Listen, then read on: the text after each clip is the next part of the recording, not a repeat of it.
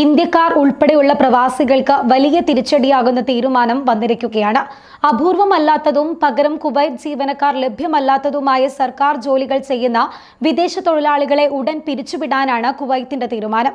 ഇത് പ്രകാരം അവരുമായുള്ള തൊഴിൽ കരാർ ഈ മാസം കഴിഞ്ഞാൽ പുതുക്കാൻ സാധിക്കില്ല. പുതിയ നയം എല്ലാ സർക്കാർ ഏജൻസികളിലും നടപ്പിലാക്കണമെന്ന് ശക്തമായ നിർദ്ദേശം നൽകിയിരിക്കുകയാണ് കുവൈറ്റ് അധികൃതർ. സർക്കാർ ജോലികളിൽ നിന്ന് വിദേശികളെ ഒഴിവാക്കി അവ സ്വദേശികൾക്ക് നൽകണമെന്ന് സിവിൽ സർവീസ് കമ്മീഷൻ നേരത്തെ നിർദ്ദേശം നൽകിയിരുന്നുവെങ്കിലും പല കാരണങ്ങളാൽ ഇത് പൂർണ്ണമായി നടപ്പിലാക്കിയിട്ടുണ്ടായിരുന്നില്ല. ദീർഘകാല അനുഭവങ്ങളുള്ള പ്രവാസി ജീവനക്കാരെ ഒഴിവാക്കുന്നത് ചില തൊഴിൽ മേഖലകളെ പ്രതികൂലമായി ബാധിക്കുമെന്നതുൾപ്പെടെയുള്ള കാരണങ്ങളാലായിരുന്നു ഇത്. എന്നാൽ ഇനി ആ രീതി തുടരേണ്ടതില്ലെന്നും പകരം സ്വദേശി ഉദ്യോഗാർത്ഥികൾ ലഭ്യമല്ലാത്തവ ഒഴികെയുള്ള എല്ലാ ജോലികളിലും സ്വദേശികൾക്ക് മാത്രം നിയമനം നൽകണമെന്നുമാണ് പുതിയ നിർദ്ദേശം.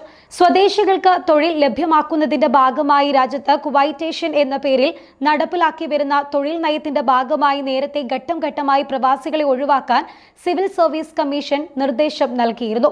ഇതുമായി ബന്ധപ്പെട്ട് ഓരോ തൊഴിൽ വിഭാഗത്തിനും നിർദ്ദിഷ്ട കുവൈറ്റ് വൽക്കരണ നിരക്കുകൾ നിശ്ചയിച്ച് നൽകുകയും ചെയ്തിട്ടുണ്ട്.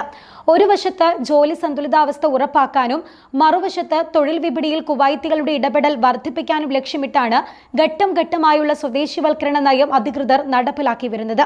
പുതിയ തീരുമാനത്തോടെ ഇന്ത്യക്കാർ ഉൾപ്പെടെ സർക്കാർ മേഖലയിൽ ജോലി ചെയ്യുന്ന നിരവധി പ്രവാസികൾക്ക് ഈ മാസം കഴിയുന്നതോടെ തൊഴിൽ നഷ്ടമാകും.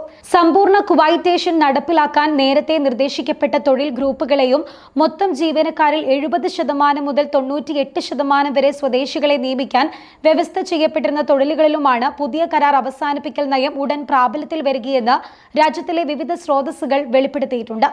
ആദ്യ വിഭാഗത്തിൽ വിവര സാങ്കേതിക വിദ്യ, സമുദ്രമേഖല, കല, മാധ്യമം, പബ്ലിക് റിലേഷൻസ്, ഭരണവികസനം, സ്ഥിതിവിവര കണക്കുകൾ എന്നിവ ഉൾപ്പെടുമെന്ന് ബന്ധപ്പെട്ടവർ അറിയിച്ചിട്ടുണ്ട്. ഫോറൻസിക് തെളിവുകൾ, രക്ഷാപ്രവർത്തനം, സാമൂഹിക വിദ്യാഭ്യാസ, കായിക സേവനങ്ങൾ, എഞ്ചിനീയറിംഗ്, ശാസ്ത്രം, ധനകാര്യം, സാമ്പത്തിക ശാസ്ത്രം, വാണിജ്യം, നിയമം, രാഷ്ട്രീയം, ഇസ്ലാമിക കാര്യങ്ങൾ, കരകൗശലങ്ങൾ എന്നിവയുമായി ബന്ധപ്പെട്ട ജോലികളാണ് രണ്ടാമത്തെ വിഭാഗത്തിൽ ഉൾപ്പെടുക. ഔദ്യോഗിക കണക്കുകൾ പ്രകാരം കുവൈത്തിലെ 4.9 ദശലക്ഷം ജനസംഖ്യയിൽ നിലവിൽ 3.3 ദശലക്ഷം വിദേശികളാണ്. കുവൈത്ത് പൗരന്മാർക്ക് തൊഴിലവസരങ്ങൾ സൃഷ്ടിക്കുന്നതിനും വിദേശ ജീവനക്കാരെ മാറ്റി സ്ഥാപിക്കുന്നതിനും രാജ്യത്തെ ജനസംഖ്യ അസന്തുലിതാവസ്ഥ പരിഹരിക്കുന്നതിനുമുള്ള ശ്രമങ്ങളുടെ ഭാഗമായാണ് ഈ പുതിയ നീക്കം.